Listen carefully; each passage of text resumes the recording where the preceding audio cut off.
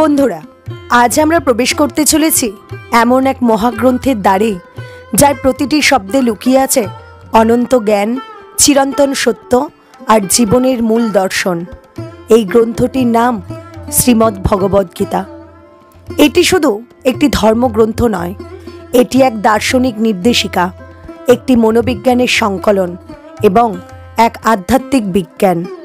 গীতা শেখায় কেমন করে মানুষ তার ভয়, দুঃখ, বিভ্রান্তি ও আসক্তির মধ্যে থেকেও জীবনের উদ্দেশ্য খুঁজে পেতে পারে। প্রায় হাজার হাজার বছর আগে কুরুক্ষেত্রের যুদ্ধক্ষেত্রে দুই পক্ষের মধ্যে তীব্র সংঘাত শুরু হতে চলেছে। এক পাশে ধর্মপালক পাণ্ডবেরা, অপর পাশে অহংকারে অন্ধ কৌরবেরা। সেই যুদ্ধক্ষেত্রের মাঝখানে দাঁড়িয়ে আছেন অর্জুন, যিনি একদিকে যোদ্ধা, অন্যদিকে সংবেদনশীল মানুষ। নিজের আত্মীয়, বন্ধু, গুরুজনদের সামনে যুদ্ধ করতে হবে, এই দ্বন্দ্বে তার মন ভেঙে পড়ছে। ঠিক তখনই তার সারথি হিসেবে দাঁড়িয়ে থাকা ভগবান শ্রীকৃষ্ণ মৃদু হাসিতে বলেন, অর্জুন, তুমি কেন দুর্বল হচ্ছ? মৃত্যু তো অবশ্যম্ভাবী, কিন্তু আত্মা কখনো মরে না। এই কথাগুলিই হলো শ্রীমদ্ ভগবদ্গীতার সূচনা, যেখানে যুদ্ধক্ষেত্রই পরিণত হয় জীবনের প্রতীকী পাঠশালায়, আর কৃষ্ণের উপদেশ হয়ে ওঠে মানুষের আত্মজাগরণের বীজ মন্ত্র। ভগবান শ্রীকৃষ্ণ বলেন, কর্ম করো, কিন্তু ফলের প্রতি আসক্ত হয়েও না।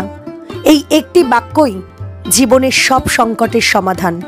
তিনি শেখান, প্রকৃত ভক্তি মানে শুধু নাম জপ নয়, বরং নিজের কর্ম, চিন্তা ও উদ্দেশ্যকে ঈশ্বরের হাতে সমর্পণ করা। আমাদের প্রত্যেকের জীবনেই এক এক রকম কুরুক্ষেত্র আছে। কেউ লড়ছে নিজের দুর্বলতার সঙ্গে, কেউ ব্যর্থতার সঙ্গে, কেউ সমাজের অন্যায়ের সঙ্গে। এই যুদ্ধের মাঝখানে যখন মন দুর্বল হয়ে পড়ে, আত্মবিশ্বাস হারিয়ে যায়, তখন গীতার বাণী আমাদের কানে ভেসে আসে, ওঠো, জাগো, নিজের কর্তব্য সম্পূর্ণ করো। আত্মা কখনো মরে না, সে শুধু দেহ পরিবর্তন করে। গীতা আমাদের শেখায়, জীবনে কোনো কিছুই বৃথা নয়। প্রতিটি অভিজ্ঞতা, প্রতিটি ব্যথা, প্রতিটি আনন্দ সবই আমাদের আত্মাকে পরিণত করে। অনেকেই ভাবেন গীতা কেবল হিন্দু ধর্মগ্রন্থ, কিন্তু বাস্তবে গীতা ধর্মের সীমা ছাড়িয়ে এক বিশ্বজনীন দর্শন।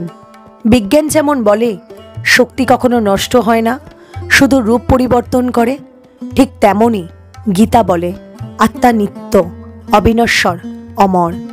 এই জ্ঞান শুধু আধ্যাত্মিক নয়, মনোবিজ্ঞানের গভীর সত্যও প্রকাশ করে।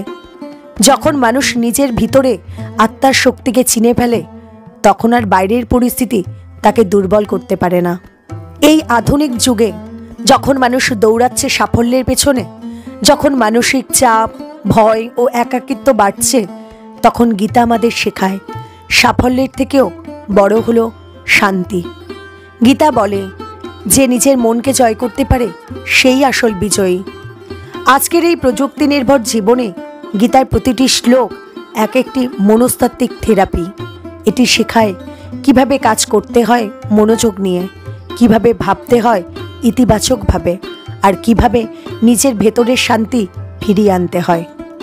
গীতা শুধু পাণ্ডব কৌরবের গল্প নয়, এটি আমাদের প্রতিদিনের জীবনের প্রতিচ্ছবি, যেখানে কৃষ্ণ হলেন আমাদের অন্তরের বুদ্ধি বা চেতনা, আর অর্জুন হলো আমাদের মন। যখন মন বিভ্রান্ত হয়, বুদ্ধি নীরব থাকে, তখন জীবন থেমে যায়। কৃষ্ণ তখনই বলেন, হে অর্জুন, তোমার ভিতরে আমি আছি, শোনো তোমার অন্তরের কণ্ঠ। এই উপলব্ধি গীতার আসল শিক্ষা। ভগবান আমাদের বাইরে নয়, আমাদের অন্তরেই আছেন। শ্রীমদ্ ভগবদ্গীতা কোনো ধর্মীয় আচার নয়, এটি একটি জীবনের দিশা। যে এই দিশা বোঝে, সে কখনো হতাশ হয় না, কখনো বিভ্রান্ত হয় না, আর জীবনের প্রতিটি মুহূর্তকে অর্থপূর্ণ করে তুলতে পারে। যেমন ভগবান শ্রীকৃষ্ণ বলেছিলেন, যে আমাকে জানে তার জন্য আর কোনো জন্ম মৃত্যুর ভয় নেই। বন্ধুরা, আজ আমরা যদি একটু থেমে মন দিয়ে গীতার এই চিরন্তন বাণী শুনি, তাহলে আমাদের জীবনেও নতুন আলো জ্বলে উঠবে। অন্ধকারের মধ্যেও পথ দেখা যাবে, দুঃখের মধ্যেও শান্তি মিলবে। কারণ গীতা শুধুই এক বই নয়, এটি জীবনের মহাযাত্রার মানচিত্র। আর শ্রীকৃষ্ণের বাণী সেই মানচিত্রের আলোক দিশারি। ভগবান শ্রীকৃষ্ণ বলেন, এই সংসার আমারই তৈরি মায়া দ্বারা আচ্ছন্ন। এই সংসার আমার দ্বারা সৃষ্টি হয়েছে। আমি এই সংসারের পালনকর্তা, আমি এই সংসারের বিনাশকর্তা। আমি অতীত, বর্তমান এবং ভবিষ্যতের সকল প্রাণীকেই চিনি, কিন্তু বাস্তবে আমাকে কেউই জানতে পারে না। ভগবান বলেন, আলোর জ্যোতি যেমন অন্ধকারে ঝলমল করে, একই রকমভাবে সত্য সর্বদা ঝলমল করে। এই জন্য মানুষকে সব সময় সত্যের পথে থাকা উচিত। মৃত্যু হলো একটি অটল সত্য, যাকে কখনোই পরিবর্তন করা সম্ভব নয়। যখন থেকে এই সংসারের নির্মাণ হয়েছে, তখন থেকেই জন্ম মৃত্যুর চক্র ঘুরে চলেছে। যেভাবে মানুষ তার পুরাতন বস্ত্র পরিত্যাগ করে নতুন বস্ত্র পরিধান করে, একই রকমভাবে আত্মাও পুরাতন জীর্ণ শরীর পরিত্যাগ করে নতুন শরীর ধারণ করে। এটাই হলো প্রকৃতির নিয়ম। এই কঠিন সত্যকে মেনে নিয়ে ভয় মুক্ত হয়ে বর্তমানে বাঁচা উচিত। নিজের মনের ভেতর থেকে খারাপ গুণগুলিকে পরিত্যাগ করার কথা বলা হয়েছে ভগবদ্গীতায়। দম্ভ, অহংকার, রাগ এবং অজ্ঞানতা, এই সব থেকে মানুষের দূরে থাকা উচিত। সদ্গুণগুলিকে নিজের জীবনে ধারণ করা উচিত। এর ফলে জীবনে পরম শান্তির অনুভূতি হয়। ভগবান বলেন, এই সংসারে জ্ঞানের মতো পবিত্র আর কোনো কিছুই হতে পারে না। জ্ঞানের প্রতি জিজ্ঞাসা থাকলেই জ্ঞান লাভ করা যায়। জীবনে শান্তি লাভ করার জন্য সাধনা নয়, বরং জ্ঞানের প্রয়োজন। ভগবান শ্রীকৃষ্ণ সমগ্র মানব জাতিকে উদ্দেশ্য করে অর্জুনকে বলেছিলেন, যদি নিজের মনকে বশ না করতে পারো, তাহলে সেই মনই তোমার চরম শত্রু হয়ে উঠবে। যদি সফল হতে চাও, তাহলে ভয়কে জয় করো। অর্জুন যখন কৌরবদের বিরুদ্ধে যুদ্ধ করতে রাজি হলেন না, তখন ভগবান শ্রীকৃষ্ণ তাকে বললেন, হে অর্জুন, তুমি নির্ভয়ে যুদ্ধ করো। নিহত হলে স্বর্গ পাবে, আর জিতলে পৃথিবী শাসন করবে। তাই যে কোনো কাজে সফলতা পেতে হলে মন থেকে ভয়কে দূর করবে। মানুষের কর্মফল নিয়ে ভগবান শ্রীকৃষ্ণ ভগবদ্গীতায় বলেছেন, ফলের আশা না করে কর্ম করে যাওয়া উচিত। আপনি যদি কোনো কাজে সাফল্য পেতে চান, তার কর্মে মনোযোগ দিন, তবেই আপনি বিভ্রান্তি ছাড়া কর্ম করতে সক্ষম হবেন। গীতায় বলা হয়েছে, ফল কামনা করে কর্ম করলে কর্মের দিকে কম আর ফলের দিকে বেশি মনোযোগ থাকে। ভগবান শ্রীকৃষ্ণ বলেন, যতক্ষণ না তুমি নিজের কাছে হেরে যাচ্ছ, ততক্ষণ এই পৃথিবীর কেউ তোমাকে হারাতে পারবে না।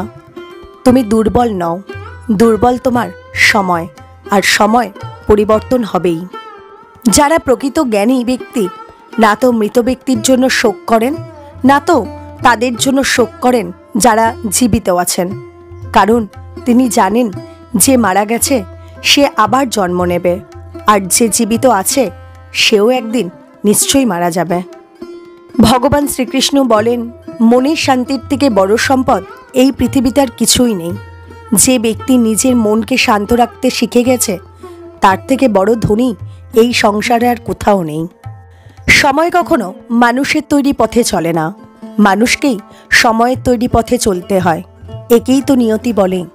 জীবন তখনই কঠিন মনে হয় যখন আমরা নিজেকে পরিবর্তন করার পরিবর্তে পরিস্থিতিকে পরিবর্তন করার চেষ্টা করি। কর্মই হলো সবথেকে বড় ধর্ম। ভগবান শ্রীকৃষ্ণ বলেন, মানুষ কর্ম করার জন্য পৃথিবীতে জন্ম নেয়, আর কর্ম না করে কেউ থাকতে পারে না। পরিণামের চিন্তা না করে মানুষকে নিজের কর্তব্য পালন করে যাওয়া উচিত। ক্রোধ মানুষকে নরকে টেনে নিয়ে যায়। ক্রোধ করার জন্য মানুষের মন অশান্ত হয়ে পড়ে। আবেগের বশবর্তী হয়ে তখন সে নিজেকেই ক্ষতি করে। ভগবান শ্রীকৃষ্ণ বলেন, মানুষকে ক্রোধ এড়িয়ে চলতে হবে। যতই রাগ হোক না কেন, নিজেকে নিয়ন্ত্রণ করার প্রচেষ্টা করতে হবে। এই সংসারে আজ যা তোমার আছে, গতকাল তা অন্য কারোর ছিল, আগামীকাল তা অন্য কারোর হয়ে যাবে। তুমি এই পৃথিবীতে খালি হাতে এসেছো, আর তোমাকে খালি হাতেই এখান থেকে ফিরে যেতে হবে। মনের উপর নিয়ন্ত্রণ রাখা অত্যন্ত জরুরি। মানুষের মন বায়ুর মতো চঞ্চল হয়। এই মনের জন্যই মানুষ কামনা বাসনার প্রতি আকৃষ্ট হয়ে নিজের লক্ষ্য থেকে ভ্রষ্ট হয়ে যায়। যদি জীবনে সফলতা পেতে হয় তাহলে মনের উপর নিয়ন্ত্রণ পাওয়া খুবই জরুরি। মনকে নিজের বশে করতে পারলে মস্তিষ্কের শক্তি কেন্দ্রীভূত হয় এবং তার জন্য কাজে সফলতা পাবার সম্ভাবনা বৃদ্ধি পায়। গীতা আমাদের শেখায়, যে ব্যক্তি নিজের মনের উপর নিয়ন্ত্রণ লাভ করেছে তার মনে অপ্রয়োজনীয় চিন্তাভাবনা এবং কামনা বাসনা প্রবেশ করতে পারে না। যে অকারণ ইচ্ছা থেকেও নিজেকে দূরে রাখতে পারে আর তার সাথে সেই ব্যক্তি নিজের লক্ষ্যকেও খুব সহজে জয় করে নিতে পারে। ভগবান শ্রীকৃষ্ণ বলেন, সবসময় সন্দেহকারী ব্যক্তি না তো এই জীবনে শান্তি পায় না অন্য জীবনে শান্তি পায়। আর সেই জন্যই সন্দেহের প্রবণতা থেকে দূরে থাকা উচিত। অধিক সন্দেহ করলে মনের শান্তি নষ্ট হয় আর সেই ব্যক্তি ভ্রমের বশবর্তী হয়ে আপনজনদের সাথে সব সম্পর্ক নষ্ট করে ফেলে। শরীরের সৌন্দর্য মনকে আকর্ষিত করে, কিন্তু স্বভাবের সৌন্দর্য হৃদয়কে আকর্ষণ করে। সেই জন্যই মানুষের স্বভাব সর্বদা নির্মল হওয়া উচিত। কে কি করছে, কেন করছে এবং কিভাবে করছে, এই সব থেকে যত দূরে থাকবে ততই তুমি সুখে থাকবে। জীবনে আমরা কতটা ঠিক এবং কতটা ভুল এটা মাত্র দুজনই জানে। একজন হলেন পরমাত্মা এবং দ্বিতীয়জন হল আমাদের অন্তরাত্মা। ভগবান শ্রীকৃষ্ণ বলেন, যে ব্যক্তির মধ্যে জ্ঞানের অভাব এবং ঈশ্বরে বিশ্বাসের অভাব থাকে সেই ব্যক্তি জীবনে কখনো আনন্দ এবং সফলতা লাভ করতে পারে না। মানুষের দুঃখের প্রধান কারণই হলো তার মোহ। যে যত বেশি মোহ করবে সে তত বেশি দুঃখ ভোগ করবে। তোমার আফসোস তোমার অতীতকে পরিবর্তন করতে পারবে না, আবার তোমার দুশ্চিন্তা তোমার ভবিষ্যৎকে পরিবর্তন করতে পারবে না। সেই জন্যই বর্তমানের আনন্দ উপভোগ করা সব থেকে সুখের। ভগবান শ্রীকৃষ্ণ বলেন, যে তোমার পাশে থাকে তুমিও তার পাশে সবসময় থেকো, আর যে তোমার সাথে প্রতারণা করে তাকে তুমি ত্যাগ করো। যে স্থানে তোমার কোনো সম্মান নেই সেখানে কখনোই যাওয়া উচিত নয়, কারণ এটা করলে লোকে তোমাকে বোকা এবং দুর্বল ভাববে। গীতা বলে, যে কোনো কাজে সাফল্যের জন্য মনে প্রশান্তির প্রয়োজন। ভগবান শ্রীকৃষ্ণ বলেন, রাগ বুদ্ধিকে ধ্বংস করে ব্যক্তিকে মূর্খ করে তোলে। একজন মূর্খ নিজেকে ধ্বংস করে। এমতাবস্থায় যে কোনো কাজের সফলতার জন্য ক্রোধ ত্যাগ করা উচিত। ভগবান শ্রীকৃষ্ণ বলেন, যে কখনো জীবনের সংকটে পড়েনি সে কখনো নিজের শক্তি সম্পর্কে জানতে পারে না। যে অন্যের দুঃখকে অনুভব করতে পারে, যার মনে দয়া আছে, যারা মন থেকে শুদ্ধ, সেই এই পৃথিবীর জন্ম মৃত্যুর চক্র থেকে মুক্ত হয়ে যায়। ভগবদ্গীতার আরও একটি বড় শিক্ষা হলো এই যে, কাউকে কোনো কিছু দিয়ে কখনো অহংকার করা উচিত নয়। কে বলতে পারে তুমি যাকে যেটা দিচ্ছ সেটা হয়তো পূর্বজন্মের ঋণ পরিশোধ করছ। যে সকল ব্যক্তিরা অহংকারী হয় তাদের বংশ, বৈভব এবং প্রতিষ্ঠা তিনটি ধ্বংস হয়ে যায়। যদি বিশ্বাস না হয় তাহলে রাবণ, কৌরব এবং কংসকেই দেখো। তারা অতিরিক্ত অহংকারের কারণে নিজেদেরকেই ধ্বংস করে ফেলেছিল। যদি কাউকে বিশ্বাস করতে হয় তাহলে তার কথায় নয়, তার ব্যবহার দেখো। অতিরিক্ত রাগের সময় কিছুটা চুপ থাকলে এবং ভুলের সময় মাথা নত করলে জীবন আরও সহজ হয়ে ওঠে। ভগবান শ্রীকৃষ্ণ বলেন, যে ব্যক্তি আমাকে জেনে যায় সে এই কষ্টে ভরা পৃথিবীর জন্ম মৃত্যুর চক্র থেকে মুক্তি পেয়ে যায়। যে ব্যক্তি ভগবদ্গীতা পাঠ করে এবং অনুসরণ করে তার জীবন থেকে সমস্ত দুষ্কর্মের প্রভাব নষ্ট হয়ে যায়। যে তোমার ভাগ্যে আছে দৌড়ে তোমার কাছে আসবে, আর যা তোমার ভাগ্যে নেই তাই এসেও চলে যাবে।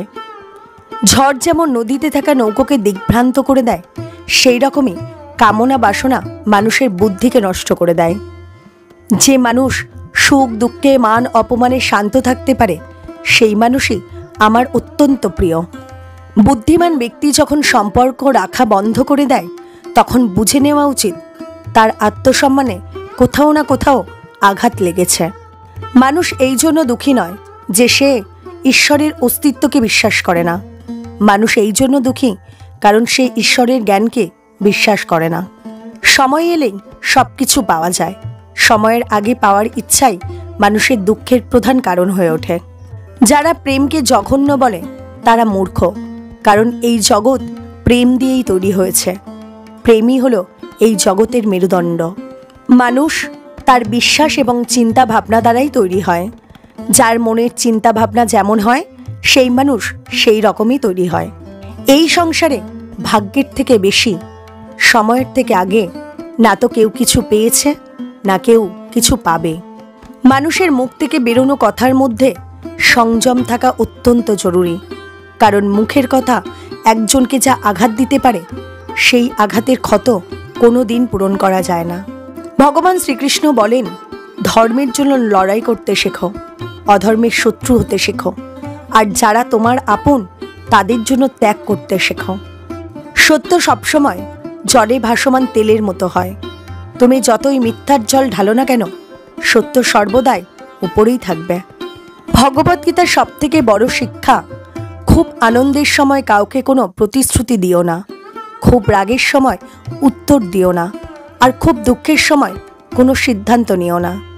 যদি কোনো মানুষ সমগ্র জগৎকে জেনে যায়, সমগ্র সংসারকে জেনে যায়, কিন্তু সে যদি নিজেকেই না জানতে পারে, তাহলে সেই মানুষ নির্বোধ থেকে যায়।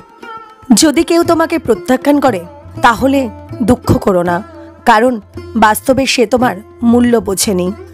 যে সম্পর্ক তোমাকে কাঁদায় সেই সম্পর্কের থেকে গভীর সম্পর্ক আর কিছু হয় না, আর যে সম্পর্ক তোমাকে কাঁদার জন্য ছেড়ে দেয় তার থেকে দুর্বল সম্পর্ক আর হতে পারে না। সর্বদা শান্ত থাকতে শেখো, তাহলে তুমি নিজেকে মজবুত মনে করবে। উত্তপ্ত লোহাকে গরম অবস্থায় যে কোনো রূপে পরিবর্তন করা যায়, কিন্তু ঠান্ডা হয়ে গেলে সেই লোহাই অনেক বেশি মজবুত হয়ে ওঠে। একজন জ্ঞানী ব্যক্তি হলো সেই যে অন্যকে দেখে এবং তার থেকে শিক্ষা লাভ করে, কিন্তু তাকে কখনো ঈর্ষা করে না। এই পৃথিবীতে কেউ কারোর আপন হয় না। মৃতদেহকে শ্মশানে নিয়ে যাওয়ার পর আপনজনেরা জিজ্ঞাসা করে, আর কতক্ষণ সময় লাগবে? জীবনে দুঃখ পাওয়াও জরুরি, তা না হলে সুখের গুরুত্ব অনুভব করা যায় না। এই পৃথিবীতে মাতা এবং পিতা হলেন দুজন ব্যক্তি যারা সর্বদা চান তার সন্তান যেন সব সময় ভালো থাকে। সময়, বন্ধু এবং সম্পর্ক হলো এই তিন জিনিস যা আমরা বিনামূল্যে পাই, কিন্তু এদের মূল্য আমরা তখন বুঝতে পারি যখন কোনো একটি আমাদের জীবন থেকে হারিয়ে যায়। জীবনে কিছু কিছু দুঃখ এমন থাকে যা আমাদেরকে ভালোভাবে বাঁচতে দেয় না, আবার জীবনে কিছু এমন কর্তব্য থাকে যা আমাদের মরতে দেয় না। তুমি যত খুশি ভালো কাজ করো না কেন, তোমার প্রশংসা একমাত্র শ্মশানেই হবে। যদি তুমি কোনো ব্যক্তিকে একবার ক্ষমা করে দাও তাহলে তুমি জ্ঞানী, আর দ্বিতীয়বার ক্ষমা করে দাও তাহলে তুমি নরম মনের মানুষ, আর যদি সেই ব্যক্তিকে তৃতীয়বার ক্ষমা করে দাও তাহলে তুমি এই দুনিয়ায় সবথেকে বড় মূর্খ। এই জীবনে সবথেকে বড় জিনিস হলো তোমার বর্তমান। যদি বর্তমান একবার হারিয়ে যায়, পুরো দুনিয়ার সম্পত্তি দিয়েও আর ফিরিয়ে আনতে পারবে না।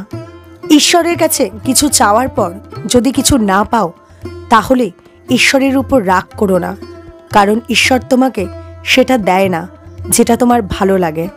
ঈশ্বর তোমাকে সেটাই দেয় যেটা তোমার জন্য ভালো। প্রেম সবসময় ক্ষমা চাইতে পছন্দ করে, কিন্তু অহংকার সবসময় ক্ষমা চাওয়াতে পছন্দ করে। ভগবান শ্রীকৃষ্ণ বলেন, তোমার নাম নয়, কর্মই তোমার আসল পরিচয়।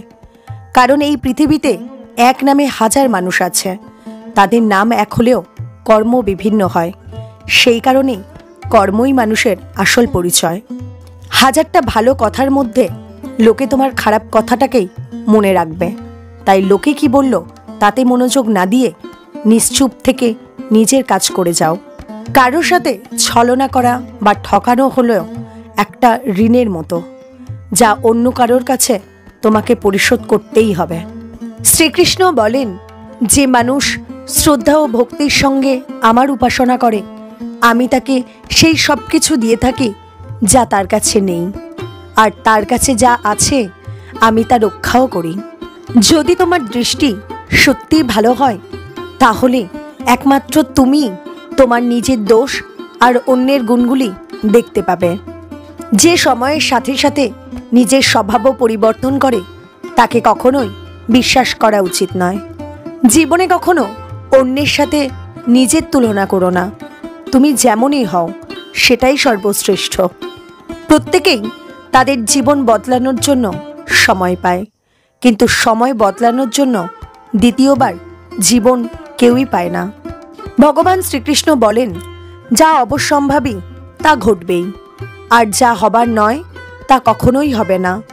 এই রকম বিচার যার মনে থাকে তাকে দুশ্চিন্তা কখনোই পীড়া দেয় না। ভালো উদ্দেশ্য নিয়ে যে কাজ করা হয় তা কখনোই ব্যর্থ হয় না, আর তার ফলও তুমি একদিন নিশ্চয়ই পাবে। জীবনের সবথেকে বড় ভুল হলো সেটাই, যেটা থেকে আমরা কিছু শিখতে পারি না। আজ তুমি যে কাজ করছো তার ফল তুমি ভবিষ্যতে নিশ্চয়ই পাবে। আজ তুমি যা পেয়েছো তা তোমারই দ্বারা অতীতের কর্মের ফল। কাকে কি আর কতটা বলতে হবে যদি তুমি শিখে নাও, তাহলে তোমার জীবন সার্থক হয়ে যাবে। যদি জীবনে কখনো সুযোগ পাও, স্বার্থ ত্যাগ করে সাহায্য করো, কিন্তু কখনোই স্বার্থপর হয়ে এড়িয়ে যেও না। ধর্ম দ্বারা পরিপূর্ণ হৃদয় সর্বদা ধর্মের পরামর্শ দেয়, আর অধর্ম দ্বারা পরিপূর্ণ হৃদয় সর্বদাই অধর্মের পরামর্শ দেয়। সমস্ত রকমের দুঃখ কষ্ট থেকে তোমাকে এই 7টি গুণ বাঁচাবে: তোমার জ্ঞান, তোমার বিনম্রতা, তোমার বুদ্ধি, তোমার মনের সাহস, তোমার ভালো কর্ম, সত্য কথা বলার অভ্যাস এবং ঈশ্বরের প্রতি বিশ্বাস। যখন কঠিন সময় আসে তখন মানুষ একা হয়ে যায়, তবে এটাও সত্য যে সেই কঠিন সময়ে সেই ব্যক্তিকে আরও মজবুত করে দেয়। যে তোমাকে সম্মান দেয় তাকে তুমি সম্মান করো। কারো সামর্থ্য দেখে তার সামনে মাথা ঝোঁকানো ভীরুতার লক্ষণ। তোমার সামনে যত বড়ই কঠিন পরিস্থিতি আসুক না কেন, সেই কঠিন সময়ে নিজের সব কিছু ভগবানকে সমর্পণ করে দাও। ভগবানের উপর বিশ্বাস সেই ছোট্ট শিশুটার মতো করো, যাকে আকাশে ছুঁড়ে দিলেও সে হাসতে থাকে।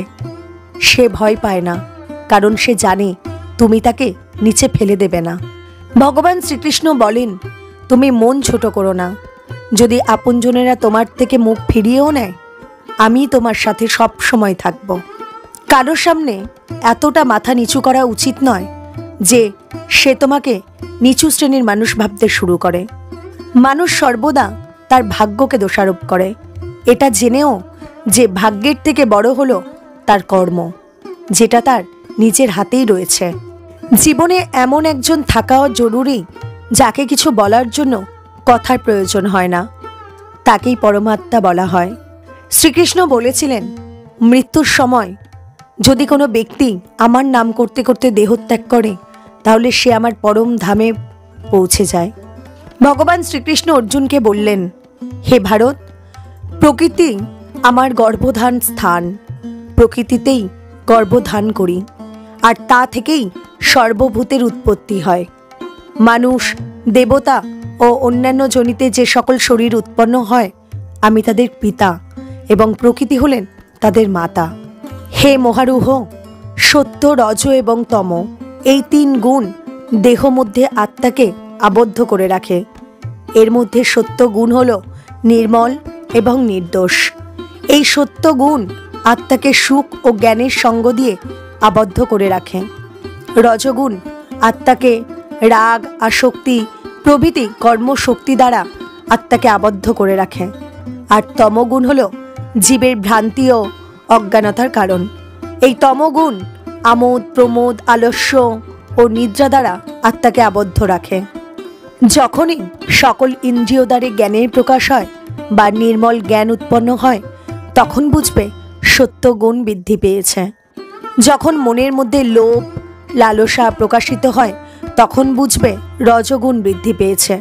আর যখন মোহ ঘিরে আসে, বুদ্ধি বিপর্যয় ঘটে এবং কর্তব্যে অনীহা আসে, তখন বুঝবে তমগুণ বৃদ্ধি পেয়েছে। সত্য গুণপ্রাপ্ত অবস্থায় যদি জীব দেহত্যাগ করে, তবে সে স্বর্গলোক প্রাপ্ত হয়। যদি রজগুণ থাকা অবস্থায় দেহত্যাগ করে, তবে পরজন্মে কর্মী হয়ে মনুষ্যজনিতে জন্মগ্রহণ করে।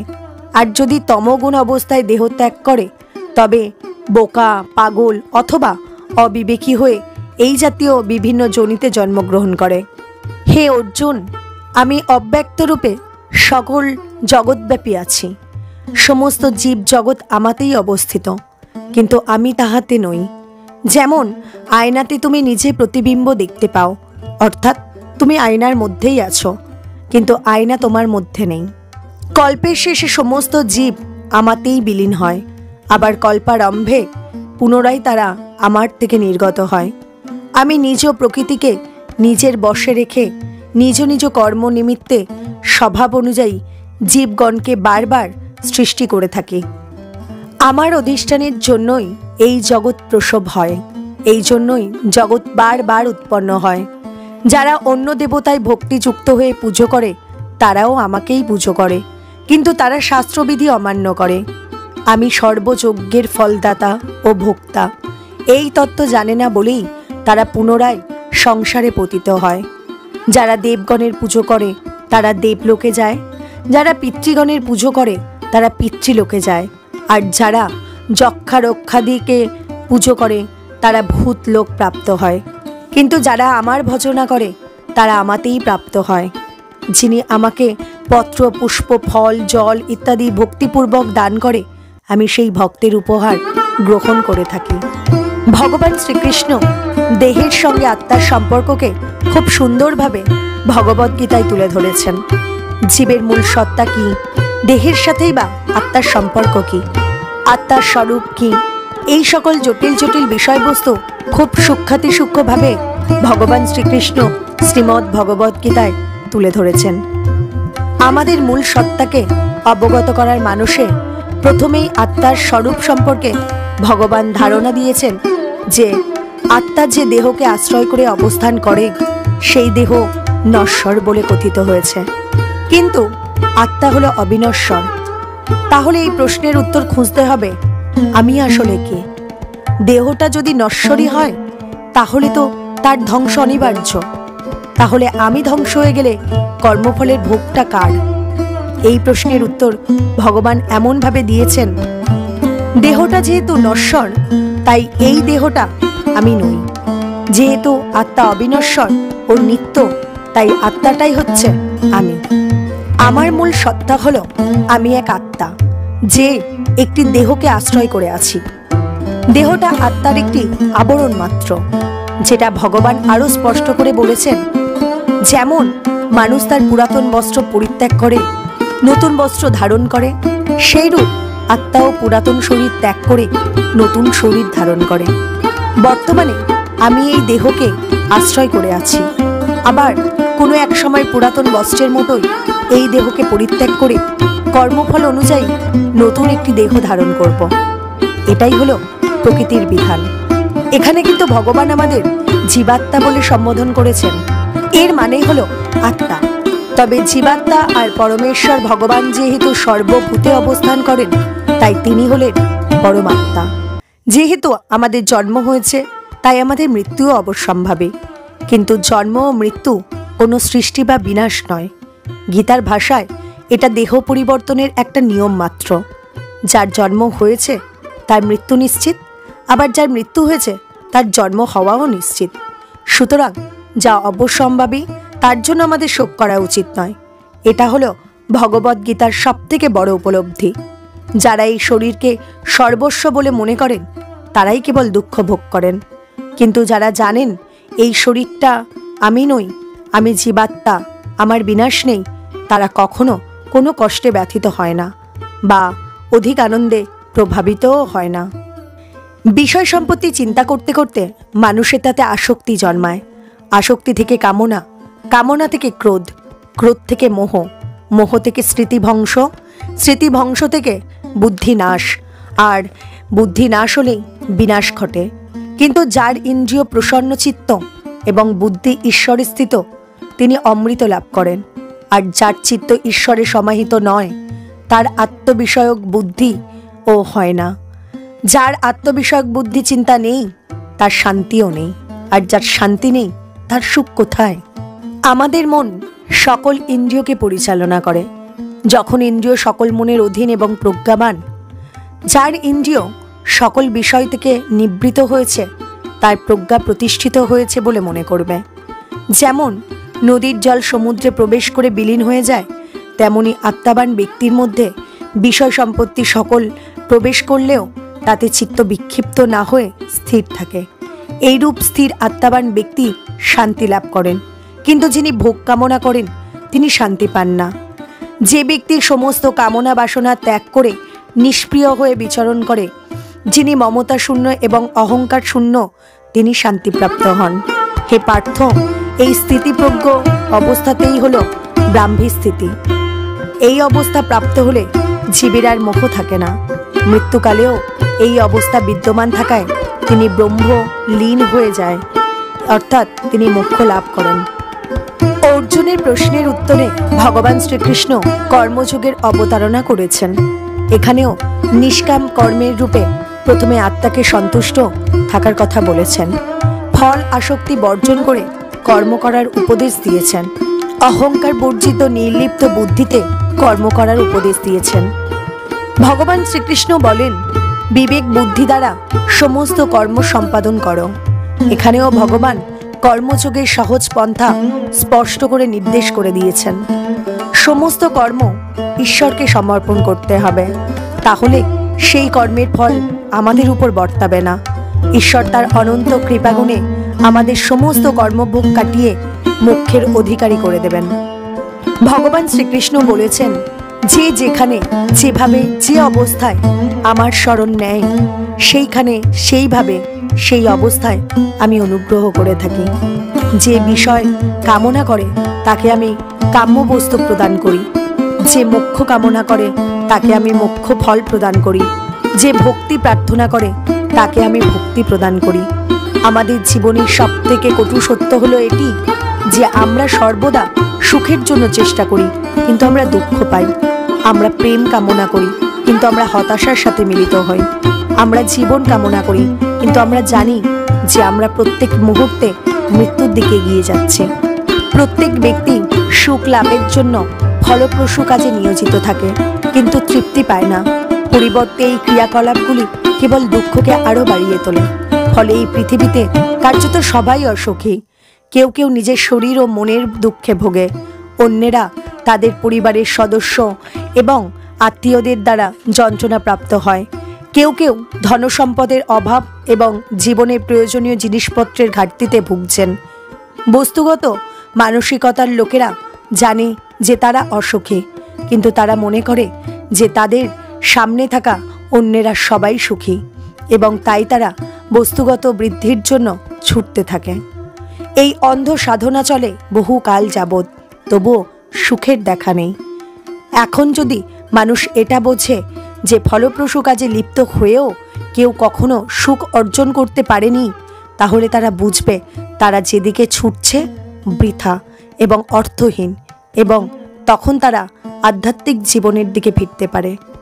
যাদের বুদ্ধি আধ্যাত্মিক জ্ঞানে স্থির হয়ে গেছে, তারা বোঝে যে ভগবানই সব কিছুর পরম ভোগদাতা। ফলস্বরূপ তারা তাদের কর্মের ফলের প্রতি আসক্তি পরিত্যাগ করে, তার কাছে সমস্ত কিছু নিবেদন করে এবং তার করুণা হিসেবে যা আসে তা নির্মলভাবে গ্রহণ করে।